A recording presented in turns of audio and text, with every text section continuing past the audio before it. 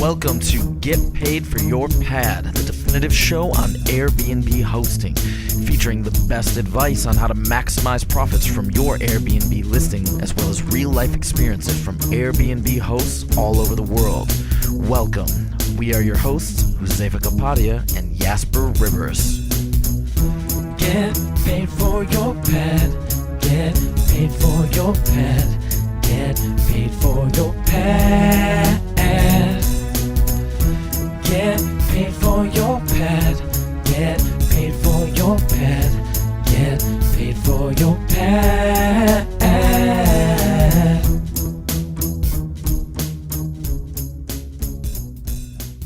Welcome, everybody. Episode 85 of Get Paid for Your Pad. Today, I'm here with Andy McNulty, and Andy runs a company that specializes in creating really awesome guidebooks for your Airbnb listing. So we're going to talk about that, but first, Andy, welcome to the show. Hi, Jasper. How are you doing? I'm great. How are you? Really good, thank you. Thanks for having me on the call. You're welcome. Where are you currently? I actually live in the UK. I live in the Sussex countryside. So if you think of quintessentially English area, that's probably where I am. So it's around about, I don't know, like 30, 40 miles south of London. So I'm close enough to the city to get all the action, but far enough away to escape. Good. I used to live in Southampton back in the day when I was still a student. So okay. Not too far away from there. Were you a Southampton football fan? I was working at the football stadium. It was actually great because I got to watch all the matches because I was working in the VIP area. And so the sponsors, they would all go to watch the matches, and then I didn't have any drinks to serve. So then I would sneak out and watch the match myself. Oh, you had the best position. Those VIP areas are great. Right? It's good times. And that was the period where Southampton were doing well. I don't recall. What year was that? Yeah, they were doing pretty well. This is ages ago. Yeah, like 2002. But yeah, they were doing pretty well back then. Yeah. My team is Norwich, which is, I guess if you were watching football back then, you'd know about Norwich. But they're a tiny team. But they're in the Premiership. But they're a tiny team in East Anglia, which is a small part of the UK off to the east. And yes, I watch it all the time, and I subjected my son to it as well. Now, he for better or worse, is a Norwich fan as well, which I think most times is bad, but it was his choice, not mine. I didn't force him. Awesome. So let's talk about Airbnb. We can talk about football for a couple hours probably, but I'm not sure the listeners will enjoy that.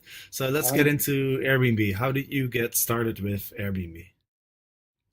Well, I've grown up on not so much sort of rooms within a house, i.e. Airbnb style, but whole homes. So I've grown up on the vacation rental sector. My parents used to take me to stay in apartments in Spain, villas in France, etc. Family holidays to Florida. So I've kind of grown up on that form of accommodation, that form of independent accommodation. So we typically used to book through VRBO, etc. The sort of the historical vacation rental websites in the 90s, etc. And so when Airbnb sprung up and grew, I was fascinated by it, like most people were. But I had that kind of extra eye on it because I was so hooked into the industry from a guest perspective. Let's sort of fast forward a few years. My parents have a house in South Africa, in Cape Town, and they try and market that through some local property managers. But we put that on Airbnb. And that was kind of interesting for me to actually see the way that hosts have to professionally present themselves, the way they have to explain, what their setup is, etc. So it gave me a different perspective, not just the guest perspective, but also the host perspective. So that's how I got into Airbnb. How did the results compare from Airbnb versus the local property management? I think it's tricky in South Africa, and particularly in Cape Town, because I think we're in the city of Cape Town. I would imagine that there. Well, I know there are lots of smaller places, independent places, which I'm sure do very well. It's tricky for my parents' place because it's actually 45 minutes south of Cape Town. It's in a tiny fishing village called Kommetjie, where nobody really knows or goes. And so the Airbnb experience has been quite patchy, I have to say. Whereas if you were looking to go with a local property manager who knew how to attract sort of other locals within the South African market, who had heard of Kommetjie and knew about. I mean, it's if you're a surfer, you know about Kommetjie because it's a well-known surfing area. But surfing competitions don't come there very regularly. So, if you're a 4-bedroom villa, which is what we have, and you're trying to appeal to families, it's harder through Airbnb, I think, because there's not that much awareness of outside of Cape Town, certainly south into that kind of area. And so the local property managers have certainly been better, which is a shame because those local property managers do charge a lot more. Certainly more than the overall 12% fee. You're looking at 25-30%. Right. So, but the upside is you get bookings. So it's a catch-22. So did you go back to using the local property managers, or did you stick with Airbnb? It's both, to be honest. We run them both. Okay, you run them both. Yeah. Awesome. And then I know you have a application that allows Airbnb hosts to create really cool guidebooks on their iPhones, is it right? Yeah, that's right. In fact, it's device agnostic. So you can have any kind of device. It works on the desktop. The concept is if you have a guidebook that you currently use in paper form, literally think of that in an online form. So available through someone's phone, through their iPad, through their other tablet, through their desktop, through their laptop. It's optimized to be viewable seamlessly through any device. Really the logic of that was to say, well, it is a much more digital age. I have to say, in our experience in introducing this product into the more traditional vacation rental market, was slow. I would say in the last year it's been much more successful, but when we started Touchstay, which was when she started developing it in 2013 and running it through some trials in 2014, it was a tough sell to the more traditional vacation rental world and more traditional property managers who still thought that didn't think they know their business, but their guests, they still believed, wanted to have something in paper form. And so we struggled a bit with the concept of trying to convince them that a digital form was good. And so we slowly onboarded a few of those who had doubts, and they haven't looked back, to be honest, because the guests love that form of communication. We all are with our device. It's that much is true. Whether you like it or not, whether you think it's a good idea to escape from reality and turn your device off or not, the reality is we all travel with them. And so increasingly, it's great to be able to access that welcome book and the welcome guide before you actually even leave your house, whereas the more traditional paper version would only be available to you once you arrived. And PDFs are fine, etc., like that. You could get sent those, but there's so much more versatility in a digital book. And so that's how we got started in it.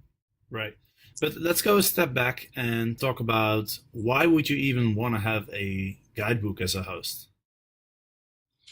Isn't the information on the Airbnb listing enough, or?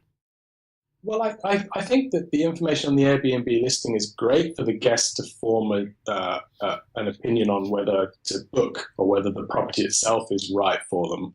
The photos, the description, titles, pricing, etc. But once they've booked, and I speak from first-hand experience. This is not conjecture or me just kind of thinking about what might a guest want. This is the reality of how we travel. You get past that booking stage, and then you probably forget about it for a while if you've booked a few months out. But once that vacation starts approaching, you are thinking about okay, how do I actually get there? What's the address? What's the check-in time? What are the directions? Is there a grocery store on the way where I can pick up some provisions? These kind of things. I often say to people who are onboarding with us, is to think about themselves in the guest journey. So before they leave, what they're thinking about, the things, the concerns they have, and document all those. So it becomes, first of all, a pre-arrival tool, and I think that's essential. I know a lot of people who use our products, who I've spoken to, who were habitually sending out pre-arrival documents, and often 3 or 4 different documents for different stages of the pre-arrival. One was a booking confirmation with a little bit of information. Then it was like, are you ready for your vacation? Do you need any help? And then it was, well, here's how you access the property. And so they would send out multiple emails. And that's why I think a welcome book that can start with pre-arrival is very important to any form of property owner, whether it's a room within a home that an Airbnb host is renting out, whether it's a full home that an Airbnb host is renting out, whether it's a full-scale property manager. The need to communicate things to your guests before they arrive is important. From a guest perspective, it's critical to have that sort of hand-holding, I think. Right, I totally agree. I think sending out a guidebook is a great way to communicate with your guest and provide your guests with information about the stay, because when you go on a trip, let's say you go on a holiday, I actually think that sort of the anticipation of the trip is almost half the fun. It's like sort of like visualizing where you're going to be, all the cool things that you can do in the area, and also checking out all the local recommendations. And that's, of course, why a lot of people use Airbnb in the first place, right? They want to get local recommendations. They want to feel like living like a local. And so getting a guidebook full of recommendations and full of information, it not only makes the guests feel more comfortable traveling to their destination, knowing that somebody, if somebody goes through the trouble of creating a whole guest book, then that also tells you something about the host, right? It tells you that the host cares about their guests and that the host is taking their Airbnb hosting responsibilities quite serious. So I imagine guests will also be more comfortable traveling to their destination, which is certainly the case for me because I use Airbnb a lot. I'm actually staying at an Airbnb right now in Jakarta, and I've seen very wide variations of types of communications with hosts. Like some hosts, they don't provide you with anything, and you're literally thinking while you're in the plane, you're literally thinking, I hope this guy is going to show up because I really haven't heard much from him. And so it's making your guests feel comfortable. It's allowing your guests to sort of look forward to their holiday or their trip. And I agree, it's very important. I've been using a guidebook for a long time, and I always recommend it to everybody. I get a lot of good feedback from my guests as well. So I think it's definitely very important. So the next question is, now that we've established the importance of having a guidebook, the next question is, so how do you go about designing a guidebook? What kind of information should be in there, and how do you send it to your guests? Yeah, I mean, listen. This is not just about Touchstay. This is about guidebooks in general, and I think that there are many resources out there, from a simple Word document through to a full app, a full mobile app like ours, and the choice of which vehicle you use to give all that information to guests is a personal choice. Some people like the simplicity of a Word document or a PDF, something like that. Others like to put it on their website for a mobile optimized website. Hey, why not? And then there's the app community. So ours is just one of these kind of products. So I think, just go with the solution that you feel more comfortable in. But once you've done that, I think the actual content inside any of those vehicles is essentially the same. And I would say, which I referenced earlier, is think about the journey that a guest has. And we always offer up a templated version in our product. So when you sign up, you can click a little button that just says add all recommended content, and it adds a templated structure to your welcome books, all the headings, etc. there. And the way we've organized it is we start with all of the sort of the pre-arrival information. since I think that's the natural first step for any guest, is to want to know, hey, before I leave, what do I need to know? How do I get there, etc. We then, and so that classically includes, check-in times, driving directions, accessing the property or the room, maybe something around orientation on the area. So what might they expect when they arrive? Where is it in proximity to the town, etc. Those sort of things will be in the Airbnb description, but I think it's helpful to give a bit of context for people to reference quickly. We then move on to more of the what is the property itself like. So there you can be as granular as saying, well, I have a microwave, a dishwasher, a washer dryer, an AC unit, etc., and explain how those all work. Or you can just be quite surface level about it and just say, we have a fully fitted kitchen, etc., knowing that a lot of us know how to operate things, etc. So it depends on the kind of host you are and whether you feel like your past guests have asked a lot of information about, hey, how do you do this thing? I had one where I turned up at a property in Oregon, which had an outdoor hot tub, and it was great because it had a beautiful view over the ocean, so you could sit there and in the hot tub and watch the surf in the evening. It was great, and because it was on the west coast, you could see the sunset. But the thing is, the hot tub was freezing, and there were no instructions on how to warm it up. It was a very modern, complex hot tub with lots of controls, and so I think that kind of thing is probably a question which that host gets asked a lot, and therefore that you may want to go into a bit more detail and say how it operates. And so once you've been been through the accommodation details, we typically move into the area stuff. So the first things is, if you're a property that has a full kitchen and hosts are going to want to cater, then guests are going to want to cater, then you obviously need to direct them to the local grocery store, maybe the local seafood market, things like that. And I think that's where the idea of living like a local can really come in, because you as a host are able to say, don't go down to the grocery store, which has your sort of more mainstream provisions. Head down to this sort of seafood market or this little farm shop and pick up your eggs there. And so you have a real opportunity to showcase what is so great about staying with you and how you do have that local slant, which, as you referenced earlier, a lot of people are looking for. I personally always, when I go, end up talking to the owner or the host about where the best pizza place is for my kids, or where the ice cream shop is. And so those little things that are so simple for hosts who know exactly where these things are like dynamite for us guests. They're such simple things, but they make our vacation, especially if we've had a good experience through the process. And finally, once it's been through the area stuff, we normally have, in the end of the book, some of the more practical information around house rules, around where is the fire extinguisher, sort of safety information. Who do I contact if things go wrong?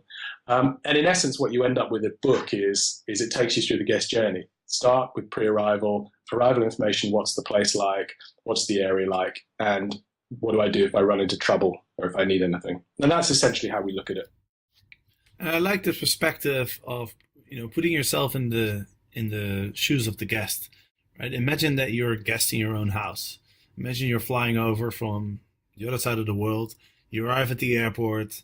Now you need to make your way to the apartment. Where's the entrance, and how do you get access to the place, and what do you need? What are you looking for when you just arrive at your place? What's most useful? When people just arrive, they probably want to maybe buy some groceries, right? So local supermarket recommendation is great. And by putting yourself through that experience, I think that's definitely a great way to do it. And another thing you can do is kind of what I did, because I never really thought about making a guest book. The reason I did it was because I was lazy. I was getting a lot of questions through the Airbnb messaging system, and I saw myself just keeping writing the same answers to all my guests, and at some points I was just getting tired of writing all those messages. So I thought, you know what? I'm going to go through all these message threads that I had, and I'm going to take all those questions and just put them into a Word document. and then I'll just send that to my guests, and then I tell them, okay, read this first before you start asking me all these questions. Yeah. And then later I realized that it was kind of dry if you have just text, it's kind of dry. Yeah. So I figured, hey, you know what? I'm gonna go through the neighborhood, take a bunch of pictures, and I'll add those pictures to the document, and I'll spend a little bit of time creating a bit of a design so it looks just visually it looks a little bit more pleasing.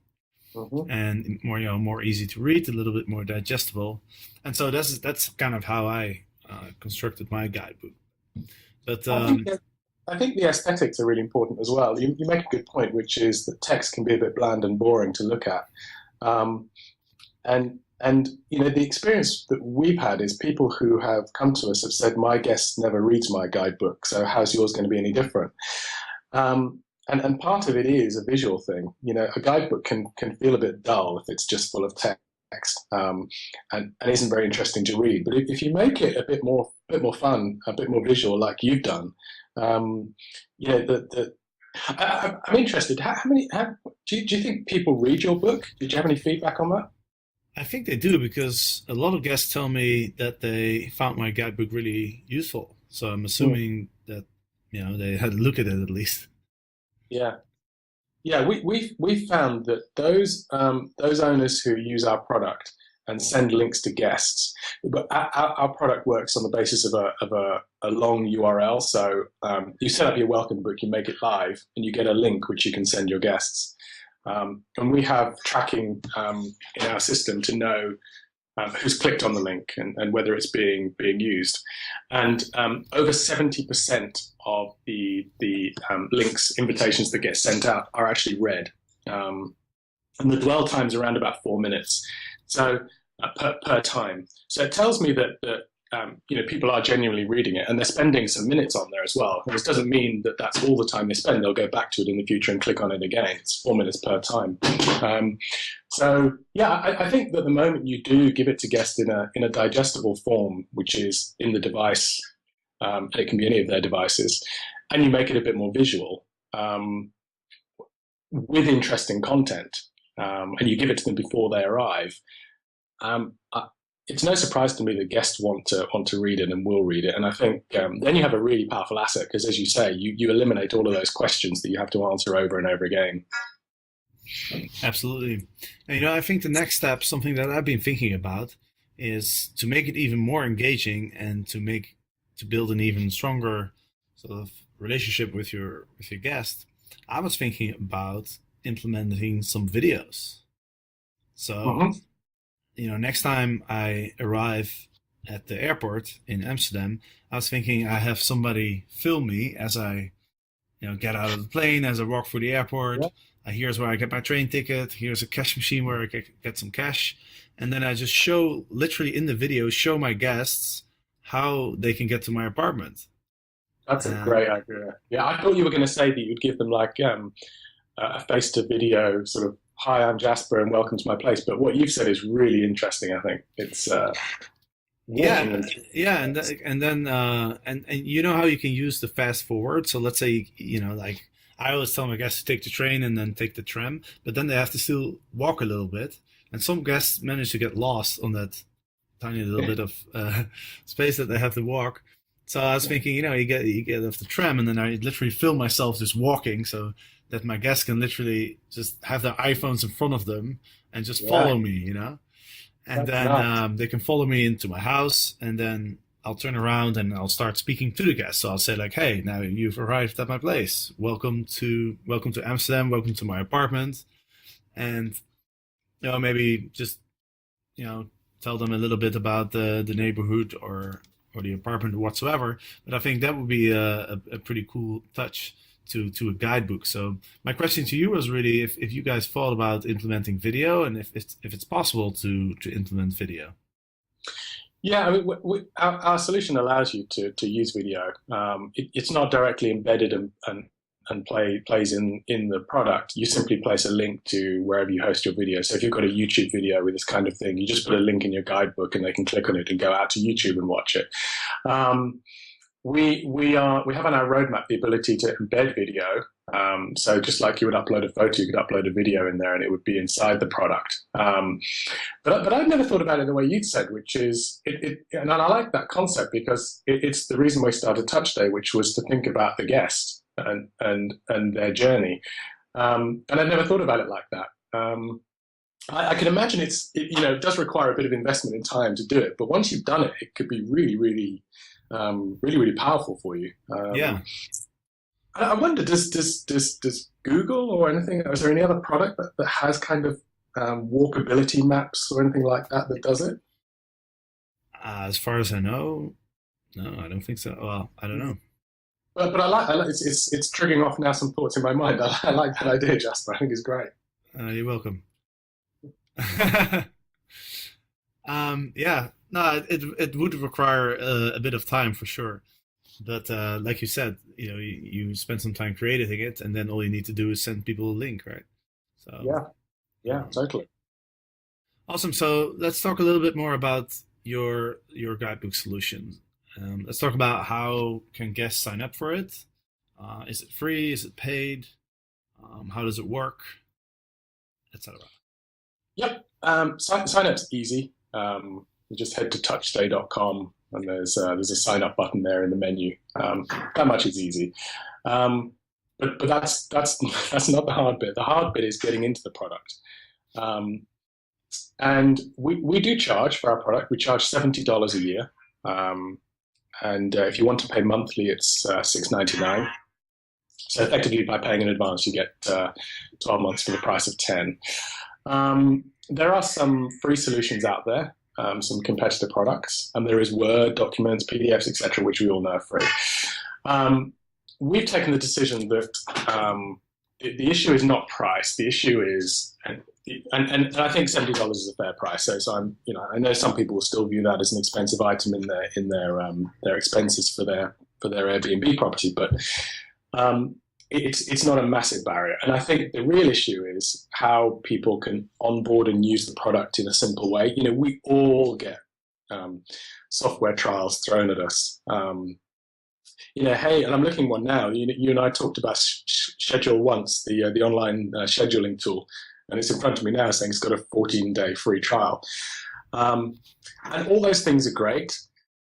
But we took the decision, which is if someone wants to come and use our product, we'll actually help them get started. And if they subscribe to the $70, we'll actually set the welcome book up for them. Because for us, whichever tool or vehicle you use to present your information to guests is going to take you a few hours of work to sit down and get it done properly. And that is time which a lot of people don't have. And we recognize that as the real barrier to entry, not price. And so we will work with you in getting that welcome book done. We have a startup service which effectively does that. So you can subscribe and then say to us, hey, I want you just to go ahead and do my welcome book for you. If you have information already in a Word doc or a PDF or online or anything like that, you just send it to us. We'll assimilate it into Touchstay and get you started. And then once we've done that, we'll send you a short video. It's a personal video to you, only for you, so it's not a canned video, usually about 10 minutes long. Most of them are done by me, actually, because I like to have that interaction with the guest, with the host, rather. And we'll talk you through very quickly how it works, what we've done to set you up, and it's like a personal hand-holding thing. So that's how people can get started. As I say, we make it very easy for people to onboard, and that's the critical thing for us. Awesome. So I look forward to checking it out. Should I send my guidebook to you? If you like, absolutely. Yeah. You can, if you go to touchstay.com/start, you will have a landing page where you can fill in your details. It's a contact form. So you just punch in your name and email address, send it to us, attach your Word document or your PDF or whatever you have. It comes into our mailbox, and we've got people that work that and make it happen. And then you'll get a video back from me at the end of it. Okay. And then I can decide if I want to sign up. Actually, we're about to introduce a service where we will do your full setup. So right now, if you go to the start page and send us your information, we'll get you set up, but there are various things that only you will know how to do. So for example, adding a cover photo, adding a welcome message, all these kind of things. Your guidebook will give us the core information, but there are fine things that fine touches that you need to add. So right now, we don't do all of that. You can look at it as a no obligation trial. Send us your welcome book. We'll put it all in there for you, but you'll need to go in and fine tune, etc., and add photos. Makes sense. But we're about to create a service where if you sign up for $70 right away, we'll do the whole thing for you. And you send us photos, and you send us an email back saying, "This is great, Andy, but I want to add this." We'll add that for you. Awesome. Well, I'm excited to try that out.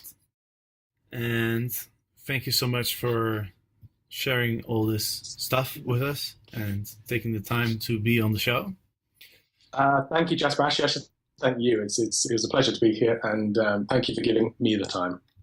Yeah, absolutely. So for those who are interested in using Andy's service, it's called Touchstay. You go to touchstay.com/start, and that's where you can get started setting up your digital guidebook that you can then simply send to your guests by just providing them with a link.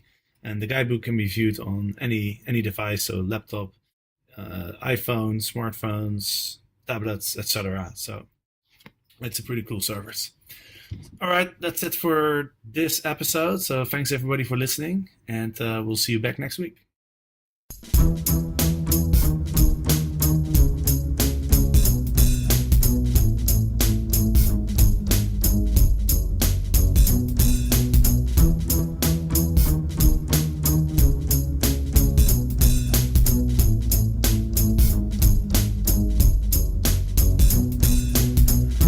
Get paid for your pet.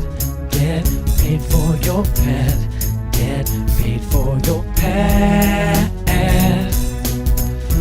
Get paid for your pet. Get paid for your pet.